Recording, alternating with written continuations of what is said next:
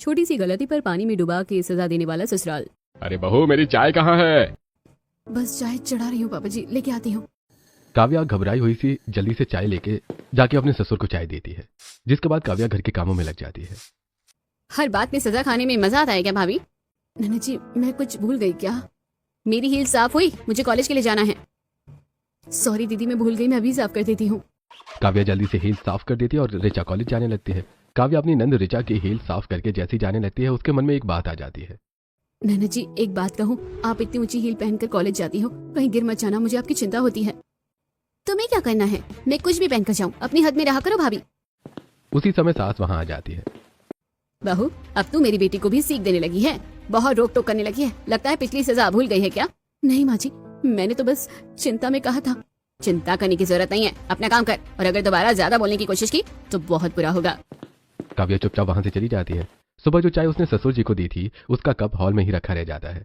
काम के बोझ से वो उसे उठाना भूल जाती है। करीब 2-3 घंटे बाद सास की नजर उस कप पर पड़ती है।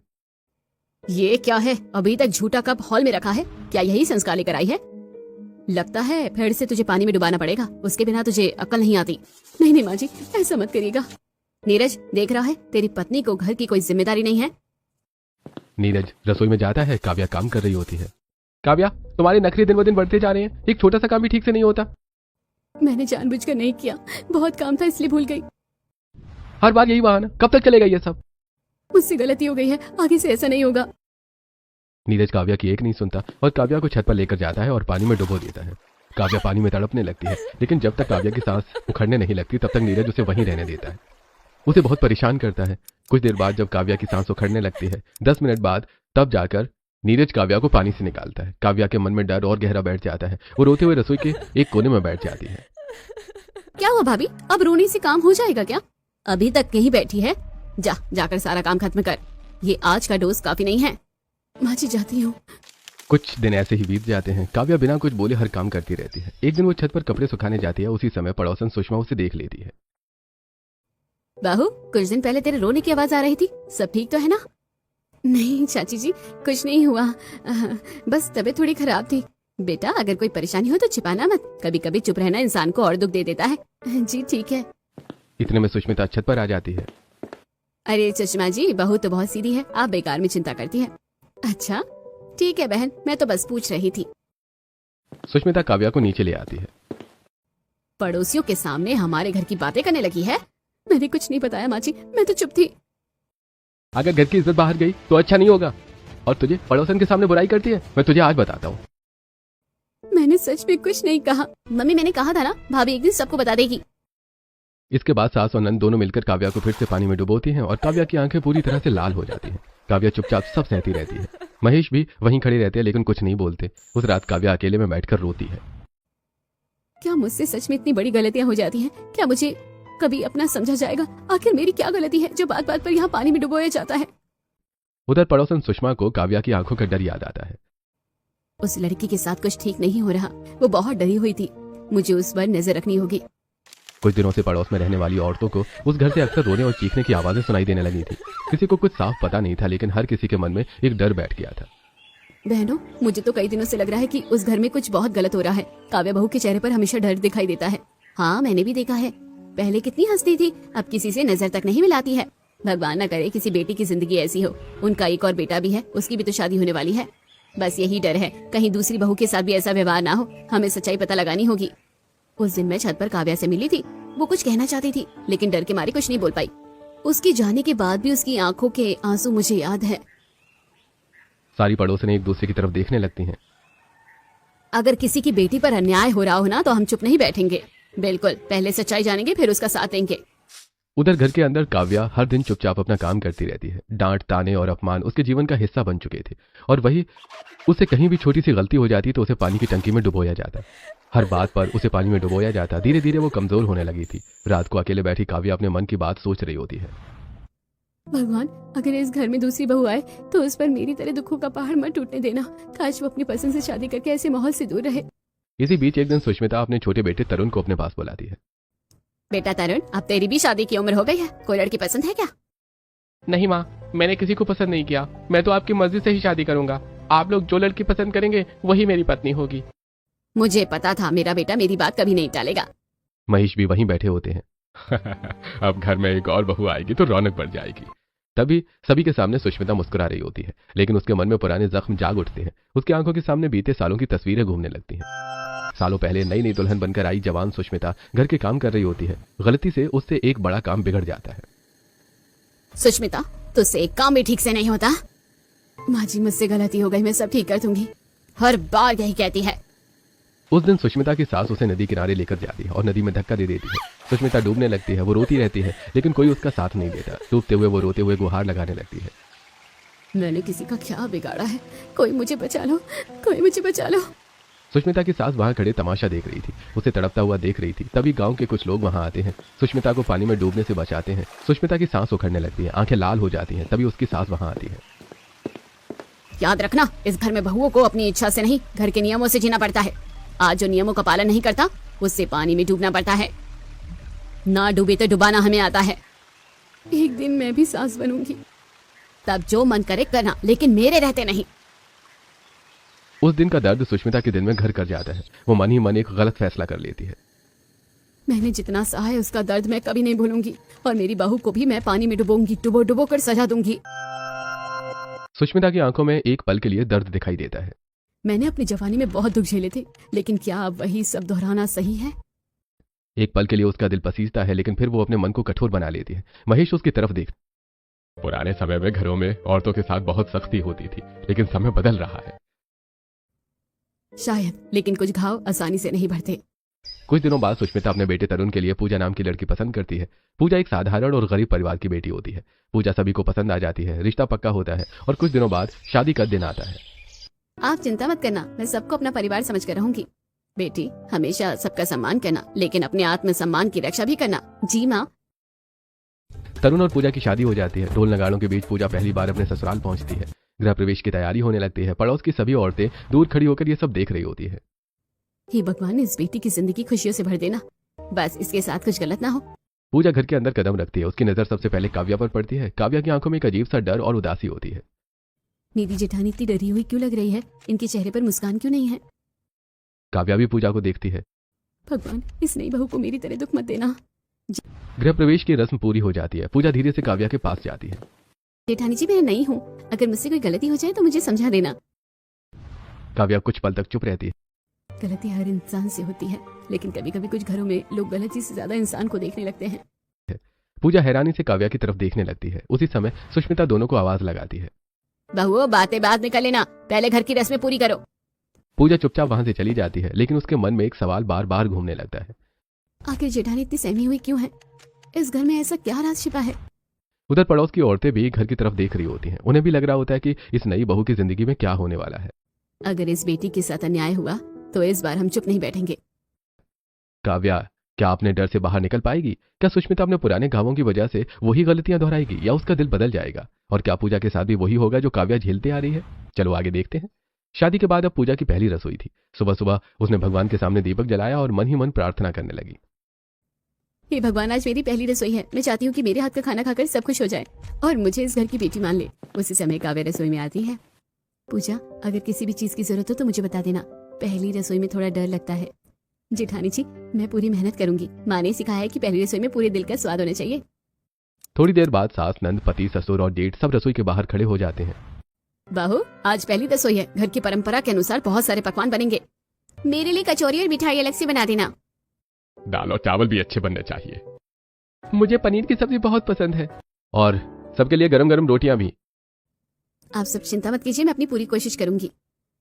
पूजा एक तरफ सब्जियां काट रही थी, दूसरी तरफ मिठाई बना रही थी। दाल, चावल, 10 तरह की सब्जियां, रोटियां, पूरी, कचौड़ी और तरह तरह के मीठे पकवान तैयार होने लगे।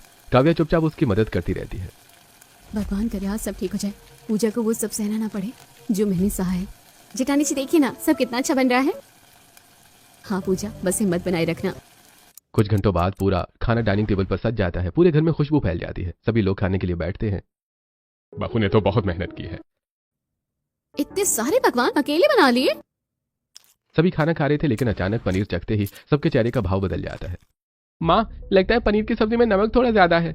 मुझसे गलती हो गई है, मैं अभी दूसरी सब्जी बना देती हूँ। नहीं, बहू को घर की जिम्मेदारियां समझनी चाहिए। छोटी गलती भी पूरे घर का स्वाद बिगाड़ देती है। मैं सच में माफी मांगती हूँ।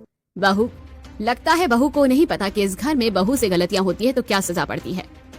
हमें बताना पड़ेगा। तरुण बेटा, इसको बता जरा। इसके बाद तरुण पूजा को उठाता है और छत पर ले जाकर पानी की टंकी में डाल देता है। पूजा रोने लगती है, चिल्लाने लगती है। उसे समझ ही नहीं आता कि उसके साथ क्या हो रहा है। उसकी सांसें अटकने लगती हैं, लेकिन जब तक पूजा बेहोश नहीं हो जाती उसे पानी की टंकी में डुबो के रखा जाता है। जब पूजा बेहोश हो जाती है तो उसे पानी की टंकी से निकाला जाता है और काव्या उसे CPR देती है। होश में आते ही पूजा जोर जोर से रोने लगती है। रो मत पूजा, इस घर में छोटी छोटी बातों को बहुत बड़ा बना दिया जाता है और यहाँ पर छोटी छोटी गलती पर पानी में डुबोकर सजा भी दे दी जाती है। जेठानी जी, क्या आपके साथ भी ऐसा हुआ था? इतना समझ लो कि मैंने भी बहुत डर के साथ इस घर में रहना सीखा है और मेरे साथ तो हर दिन ऐसा होता है। तो क्या मुझे भी हर समय डर कर रहना होगा? क्या मुझे भी पानी में डुबाया जाएगा हर बात पर? हाँ, संभल कर रहना होगा और याद रखना तुम अकेली नहीं हो, मैं भी तुम्हारे साथ ही हूँ। उस दिन के बाद पूजा हर काम बहुत सावधानी से करने लगी। वो सुबह सबसे पहले उठती, पूरे घर की साफ सफाई करती, रसोई संभालती और किसी को शिकायत का मौका नहीं देती। लेकिन घर का माहौल ऐसा था कि उसे हर समय ये डर लगा रहता था कि कहीं उससे कोई गलती ना हो जाए। एक दिन पूजा छत पर कपड़े सुखाने जाती है। सामने वाली छत पर एक लड़का टहल रहा होता है। पूजा का उस तरफ कोई ध्यान नहीं होता। इतने में तरुण ऊपर आ जाता है। तुम यहाँ क्या कर रही हो? कपड़े सुखा रही हूँ। जब सामने कोई खड़ा हो तो तुम्हें और सावधान रहना चाहिए। लोग बेवजह बातें बनाते हैं। मैंने किसी की तरफ देखा तक नहीं है, मैं तो अपना काम कर रही थी। इतने में काव्या छत पर आती है। तरुण, पूजा सच कह रही है, वो सिर्फ कपड़े सुखा रही थी। तुम बीच में मत बोलो। किसी की बात सुने बिना उस पर इल्जाम लगाना ठीक नहीं है। काव्या बीच में बोलती है, इसलिए सुषमा, तरुण और नीरज तीनों मिलकर काव्या और पूजा दोनों को पानी में डुबो देते हैं और देर तक डुबो कर रखते हैं। पूजा कपकपाने लगती है, लेकिन उनकी एक नहीं सुनती। उन्हें छोटी छोटी गलतियों पर ऐसे ही पानी में डुबोया जाता है। जब दोनों को पानी से बाहर निकाला जाता है तो दोनों की सांसें अटकी हुई थीं, आंखें लाल थीं और दोनों के शरीर एकदम कमजोर से पड़ गए थे। दोनों कांप रही थीं। सभी वहां से चले जाते हैं और पूजा रोती रहती है। जेठानी जी, मैं हर काम ठीक से करने की कोशिश करती हूँ, फिर भी सब ऐसा क्यों करते हैं? क्या हम इतनी बड़ी गलती करते हैं कि हमें पानी में डुबोया जाता है? कुछ लोग इंसान की मेहनत नहीं, सिर्फ उसकी गलती देखते हैं। इस घर का तो रिवाज है बहू को पानी में डुबोने का। क्या कभी ये सब बदलेगा? कब बंद होगा ये सब? बदलेगा अगर हम डरना छोड़ दे और एक दूसरे का साथ दे। उधर पड़ोस की सुषमा छत से यह सब देख रही होती है। दोनों बहू के चेहरे पर खुशी नहीं, सिर्फ डर है। अब हमें चुप नहीं रहना चाहिए। अगर इन बेटियों को सहारे की जरूरत पड़ी तो हम इनके साथ खड़े होंगे। उस रात पूजा और काव्या पहली बार एक साथ बैठती हैं। जेठानी जी, आज से मैं आपको अपनी बड़ी बहन मानती हूँ और मैं वादा करती हूँ कि तुम्हें कभी अकेला महसूस नहीं होने दूंगी। दोनों एक दूसरे का हाथ पकड़ लेती हैं। वहीं पड़ोस की औरतें कई दिनों से काव्या और पूजा के उदास चेहरे देख रही थी। उन्हें महसूस हो रहा था कि दोनों बहुओं की जिंदगी आसान नहीं है, लेकिन बिना सबूत के कोई भी घर के अंदर दखल देने की हिम्मत नहीं कर पा रहा था। बहनों, जब भी उन दोनों को देखती हूँ दिल घबरा जाता है। दोनों बच्चियां हमेशा डरी हुई रहती हैं। कई बार मन करता है कि जाकर पूछूं, लेकिन वो लोग कुछ बोलती ही नहीं। शायद डर के कारण सच छिपा लेती हैं। हमें उन पर नजर रखनी चाहिए। अगर कभी उन्हें हमारी जरूरत पड़ी तो हम पीछे नहीं हटेंगे। उधर घर में एक दिन खुशी की खबर आती है। मम्मी, मेरा US का वीजा लग गया है और वहाँ कॉलेज में मेरा एडमिशन भी हो गया है। सच में मेरी बेटी विदेश जाएगी। ये तो बहुत अच्छी बात है। अब हमारी ऋचा बहुत बड़ी अफसर बनेगी। ऋचा की नजर काव्या और पूजा पर पड़ती है। भाभी, मेरे जाने की तैयारी अच्छे से कर देना। जी दीदी, आपकी यात्रा शुभ हो। कुछ दिनों बाद ऋचा विदेश चली जाती है। घर में अब सास ससुर, दोनों बेटे और दोनों बहुएं रह जाती हैं। समय बीतता रहता है। दोनों बहुएं सुबह से रात तक घर के कामों में लगी रहती हैं। एक दिन काव्या रसोई में खाना बना रही थी। गरम तेल की कढ़ाई उतारते समय उसका हाथ बुरी तरह से जल जाता है। मेरा हाथ जल गया। पूजा दौड़कर उसके पास आती है। जेठानी जी, आपका हाथ तो बहुत जल गया है। कुछ नहीं, ठीक हो जाएगा। नहीं, आपको अस्पताल चलना होगा। उसी समय घर के बाहर एक कार खड़ी होती है। पूजा को उसके पापा ने शादी से पहले गाड़ी चलाना सिखाया था। जेठानी जी, आप मेरे साथ चलिए, देर करना ठीक नहीं है। अगर घर वालों को पता चल गया तो स्वास्थ्य सबसे जरूरी है। पूजा काव्या को कार में बिठाकर अस्पताल ले जाती है। डॉक्टर दवा लगाकर पट्टी कर देता है। कुछ देर बाद दोनों घर लौटती हैं। घर पहुंचते ही सुष्मिता नाराज नजर आती है। बिना बताए घर से बाहर चली गई। तुम्हें पता है इसकी क्या सजा है? जो तुमने घर की कार छुई है और उसे चलाने की हिमाकत की है।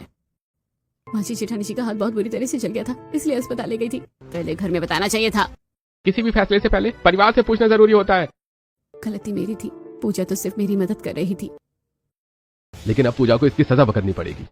घर की मर्यादा और अनुशासन सबके लिए जरूरी होते हैं। इसके बाद घर वाले पूजा को ले जाकर पानी में फिर से डुबो देते हैं। काव्या की आंखों से आंसू नहीं रुकते। पूजा वहां तड़प रही होती है, लेकिन बहुएं कुछ नहीं कर पाती हैं। इस बार पूजा मन ही मन मनोकामना कर रही थी कि भगवान, मैं मर क्यों नहीं जाती। रोज रोज के इस दर्द से रात को पूजा काव्या के पास बैठती है। जेठानी जी, किसी की मदद करना भी यहाँ मुश्किल हो गया है। क्या मैंने इतना बड़ा गुनाह कर दिया कार चलाकर? तुमने मेरा साथ दिया, यही मेरे लिए बहुत है। लेकिन इस घर के लोग बहुत कठोर दिल के हैं।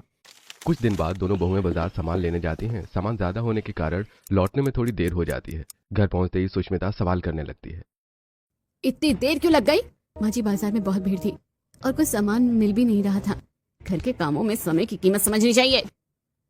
दोनों बहुएं चुपचाप सामान रखने लगती हैं। तभी उनके पति आते हैं और दोनों बहू को फिर से सजा देते हैं, क्योंकि वो घर देर से आई थी। दिन बीतते जाते हैं। घर में छोटी छोटी बातों पर उन्हें टोक दिया जाता है और हर बात पर उन्हें पानी में डुबोकर सजा दी जाती है। एक सुबह, काव्या, मेरी साड़ी अभी तक प्रेस क्यों नहीं हुई? माँ जी, अभी मैं कर देती हूँ। हर काम समय पर होना चाहिए। लगता है तुमको समझ में नहीं आता। बिना पानी में डूबे तुम लोग मानती नहीं हो। अभी बताती हूँ मैं तुम्हें। सुष्मिता तुरंत अपने बेटों को बुलाती है। उनके बेटे अपनी बीवियों का जीना मुहाल कर देते हैं। सास ससुर बैठकर मजा ले रहे होते हैं और दोनों बहू पानी में डूब रही होती हैं। पूजा, मेरे ऑफिस के कपड़े तैयार नहीं है? अभी निकाल कर रखती हूँ। काम की योजना पहले से बना लेनी चाहिए। तुम लोग को तो आदत है लात घूंसों के बिना। उसके बिना तो तुम लोग मानती ही कहाँ हो। जब तक पानी में तुम्हारी आंख नाक सूझ नहीं जाती तब तक तुम्हें अकल नहीं आती है। इसके बाद फिर से पूजा के साथ फिर से वही दुष्कर्म होता है। रोज रोज इस प्रकार से बहुएं परेशान हो चुकी थी और एक दिन, अरे दाल में आज थोड़ा मसाला कम लग रहा है। अगली बार और ध्यान दूंगी। मैं भी साथ में देख लिया करूंगी। बहू की एकजुटता घर वालों को रास नहीं थी। हर बात पर उन्हें बहू को परेशान करने में मजा आता था। एक रात दोनों छत पर बैठी होती हैं। जेठानी जी, क्या हमारी जिंदगी हमेशा ही ऐसी रहेगी? नहीं पूजा, हर अंधेरी रात के बाद सुबह जरूर आती है। अगर हम दोनों साथ रहे तो शायद हर मुश्किल का सामना आसानी से कर सकते हैं। हम बहनें बनकर रहेंगे, एक दूसरे को कभी अकेला नहीं छोड़ेंगे। उधर पड़ोस की सुषमा अपनी छत से दोनों को देख रही होती हैं। इन दोनों बेटियों को सिर्फ सहारे की जरूरत है। सही समय आने पर हम इनके साथ खड़े होंगे। भगवान करे इनके जीवन में भी खुशियां आए। समय आगे बढ़ रहा था। दोनों बहुओं की परीक्षा भी और उनके हौसले की भी। समय बीत रहा था। ऋचा अब अमेरिका में थी। कभी कभी वो घर पर फोन करती और सबसे हालचाल पूछती। एक दिन शाम को घर में फोन की घंटी बजती है। अरे, मेरी बेटी का फोन है। माँ कैसी हो और पापा कैसे हैं? हम सब ठीक है बेटी, तू बता वहाँ कैसी है? यहाँ सब बहुत अच्छा चल रहा है। थोड़ी देर बाद ऋचा अपनी भाभीियों के बारे में पूछती है। माँ, काव्या भाभी और पूजा भाभी कैसी है? अभी भी पानी में डुबोती हो क्या? घर का काम संभाल रही है, सब ठीक है। और उन्हें डुबाना कैसे छोड़ दूं? अभी भी डुबोती हूँ। उधर काव्या और पूजा दूर खड़ी होकर चुपचाप बातें सुन रही होती हैं। फोन खत्म होने के बाद भी घर का माहौल ज्यादा नहीं बदलता। दिन बीतते रहते हैं। दोनों बहुएं सुबह से रात तक घर के कामों में लगी रहती हैं। अगर कपड़े समय पर तैयार ना हो तो डांट मिलती, साथ में उन्हें पानी में डुबोने की सजा भी मिलती। अगर खाने में थोड़ा सा भी स्वाद कम ज्यादा हो जाए तो नाराजगी झेलनी पड़ती। अगर कोई काम देर से हो जाए तो ताने सुनने पड़ते। लेकिन काव्या और पूजा अब एक दूसरे का सहारा बन चुकी थी। जेठानी जी, अगर आप साथ ना होती ना तो शायद मैं टूट जाती, और अगर तुम ना होती तो मैं भी अकेली पड़ जाती। ऐसे ही देखते देखते एक साल बीत जाता है। एक दिन पूरे घर में खुशी की लहर दौड़ जाती है। ऋचा वापस भारत आने वाली थी। मेरी बेटी पूरे 1 साल बाद घर लौट रही है। अरे अब घर में फिर से रौनक आ जाएगी। कुछ दिनों बाद ऋचा घर लौट आती है, लेकिन इस बार उसके चेहरे पर पहले जैसी शरारत नहीं बल्कि एक अलग ही समझदारी दिखाई दे रही थी। घर में आते ही वो सबसे पहले अपनी दोनों भाभीियों के पास जाती है। भाभी, आप दोनों कैसी हो? काव्या और पूजा एक दूसरे को देखने लगती हैं। हम ठीक है दीदी, तुम्हें देखकर अच्छा लगा। ऋचा अब छोटी छोटी बातों में भी अपनी भाभीियों का ध्यान रखने लगी। वो रसोई में उनकी मदद करती, काम बांट लेती और उनके साथ बैठकर बातें करती। एक दिन सुष्मिता ये सब देख लेती है। ऋचा, आजकल तू अपनी भाभी को इतना ख्याल क्यों रखती है? माँ, क्योंकि अब मैं भी कुछ समझ चुकी हूँ। क्या मतलब? सभी लोग हॉल में बैठ जाते हैं। ऋचा कुछ पल चुप रहती है और फिर अपनी बात शुरू करती है। माँ, जब मैं अमेरिका में थी, एक दिन दोस्तों के साथ एक स्विमिंग पूल के पास गई थी। फिर क्या हुआ? मेरा पैर फिसल गया और मैं पानी में गिर गई। मुझे तैरना ठीक से नहीं आता था। मैं बहुत डर गई थी। पूरे घर में सन्नाटा छा जाता है। मैं मदद के लिए पुकार रही थी। मुझे लगा कि शायद मैं बच नहीं पाऊंगी। फिर वहाँ के एक वॉचमैन ने मुझे देख लिया। उसने तुरंत आकर मेरी जान बचा ली। भगवान का शुक्र है, उस दिन पहली बार मुझे समझ आया कि जब इंसान डर और लाचारी में होता है तो उसे डांट नहीं, सहारे की जरूरत होती है। और माँ, हर बार भाभीियों को पानी में डुबोना सही नहीं है। आप लोग उन्हें अब सजा मत दिया करो। सुष्मिता अपनी बेटी की बातें ध्यान से सुन रही होती है। उसकी आंखों में भी हल्की उदासी दिखाई देने लगती है। बेटा, तेरे साथ इतना बड़ा हादसा हो गया और तूने हमें बताया भी नहीं। माँ, अगर उस दिन किसी ने मेरी मदद ना की होती तो। ऋचा की आवाज भर्रा जाती है। माँ, किसी भी इंसान को डर में जीने के लिए मजबूर नहीं करना चाहिए। पूजा और काव्या ये सब सुनकर चुपचाप खड़ी रहती हैं। पहली बार उन्हें लगता है कि शायद ऋचा सच में बदल चुकी है, लेकिन सुष्मिता अपने पुराने विचारों में उलझी हुई थी। मैंने अपनी जिंदगी में बहुत गुस्सा है। पुरानी बातें इतनी आसानी से नहीं भूल सकती। माँ, अगर आपके साथ गलत हुआ है तो उसे आगे बढ़ाना क्यों? समय के साथ घर की परंपराएं भी बदलनी चाहिए। उस दिन के बाद ऋचा अपनी दोनों भाभीियों के साथ ज्यादा समय बिताने लगी। वो उनके लिए चाय बना देती, कभी उनके काम में हाथ बटा देती और कभी उनके साथ बैठकर हंसने की कोशिश करती। एक रात तीनों छत पर बैठी होती हैं। दीदी आप पहले जैसी नहीं रही, शायद जिंदगी ने मुझे बदल दिया। कभी कभी एक घटना इंसान को दूसरों का दर्द समझना सिखा देती है, और मैं चाहती हूँ कि अब इस घर में कोई भी डर कर ना रहे। उधर पड़ोस की सुषमा अपनी छत से ये सब देख रही होती है। लगता है घर में कुछ बदल रहा है, शायद अब इन बेटियों के जीवन में भी खुशी आएंगी। ऐसे दिन बीतते रहते हैं। धीरे धीरे सास और ससुर की शादी की सालगिरह का दिन आ जाता है। पूरे घर में खुशियों का माहौल था। ऋचा भी अमेरिका से वापस आ चुकी थी और घर को सजाने में लगी हुई थी। आज हमारी शादी की सालगिरह है, घर में कोई कमी नहीं रहनी चाहिए। माँ जी, मैंने मिठाई और खाने की सारी तैयारी कर ली है। मैंने भी सजावट का पूरा काम कर दिया है। अरे इतने सालों बाद पूरा परिवार एक साथ है, इससे बड़ी खुशी और क्या होगी। आज हम सब मिलकर बहुत सारी तस्वीरें भी खिंचवाएंगे। शाम होते होते घर मेहमानों से भर जाता है। संगीत चल रहा था और सभी लोग बातचीत में व्यस्त थे। उसी समय तरुण के फोन पर एक जरूरी कॉल आता है। मैं अभी आता हूँ, एक जरूरी बात करनी है।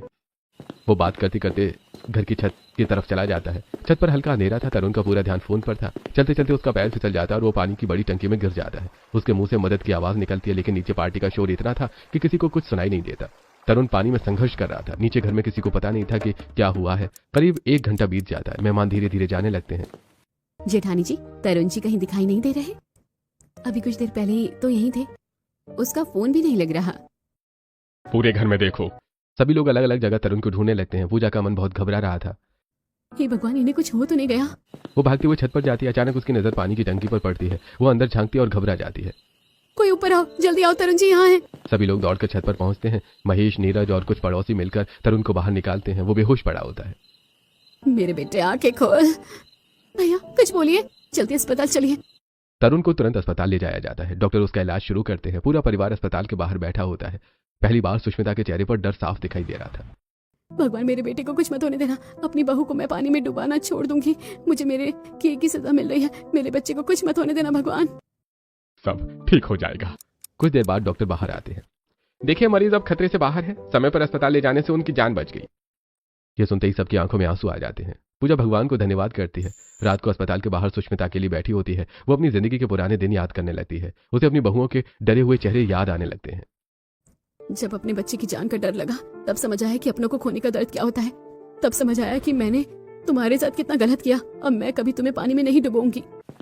महेश उसके पास आकर बैठ जाते हैं। शायद भगवान हमें कुछ समझाना चाहते हैं। हमें घर की पुरानी परंपरा बदलनी चाहिए। मैंने अपने पुराने दुखों की वजह से दूसरों का दुख नहीं समझा। अगले दिन तरुण को होश आ जाता है। वो अपने सामने पूजा को बैठा देखता है। पूजा, तुम ठीक हो? मुझे माफ कर दो पूजा, मैंने तुम्हें बहुत सताया। मुझे भगवान ने अपनी गलती की सजा दे दी है। मुझे कुछ नहीं हुआ है, आप ठीक हो जाइए। अगर तुम समय पर मुझे न ढूंढती तो शायद। उसकी आंखों में आंसू आ जाते हैं। घर लौटने के बाद सुष्मिता पूरे परिवार को हॉल में बुलाती है। काव्या और पूजा भी वहां आती हैं। दोनों के मन में डर था कि पता नहीं अब क्या होगा, लेकिन इस बार सुष्मिता का चेहरा बदला हुआ था। काव्या, पूजा, आज मैं तुम दोनों से कुछ कहना चाहती हूँ। दोनों बहुएं हैरानी से एक दूसरे को देखती हैं। जी माँ जी, कहिए। मैंने जिंदगी में जो दुख झेले उसी दर्द को अपने व्यवहार में बदल लिया, लेकिन कल जब मुझे अपने बेटे को खोने का डर लगा, तब समझ आया कि डर और तकलीफ किसी को नहीं देनी चाहिए। पूरे घर में सन्नाटा छा जाता है। अगर मेरी बातों या मेरे व्यवहार से तुम दोनों का दिल दुखा तो मुझे माफ कर दो। काव्या और पूजा की आंखों में भी आंसू आ जाते हैं। महेश भी आगे बढ़ते हैं। हमसे भी बहुत गलतियां हुई हैं। हमने कई बार चुप रहकर गलत बातों को बढ़ने दिया।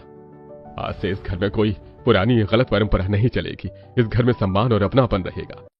काव्या, मैंने भी तुम्हारी भावनाओं को नहीं समझा, मुझे माफ कर दो। अगर घर बदल रहा है तो यही मेरे लिए सबसे बड़ी खुशी है। तरुण पूजा की तरफ देखता है। पूजा, तुमने मेरी जान बचाई। मैं तुम्हारा विश्वास कभी नहीं तोड़ूंगा और कभी तुम्हें परेशान नहीं करूंगा। परिवार तभी बनता है जब लोग एक दूसरे का साथ दे। ऋचा ये सब देखकर भावुक हो जाती है। माँ, आज आपने सबसे बड़ा फैसला लिया है। भाभिया, मैंने पहले जो गलती की मुझे भी उसके लिए माफ कर दो। बेटी, अब इस घर में बहू नहीं बेटियां रहेंगी। पड़ोस की सुषमा, कांति, गायत्री और कमला को भी जब ये सब पता चलता है तो वो खुश हो जाती है। देर से ही सही, लेकिन इस घर में समझदारी आ गई। अब इन बेटियों के चेहरे पर मुस्कान बनी रहे।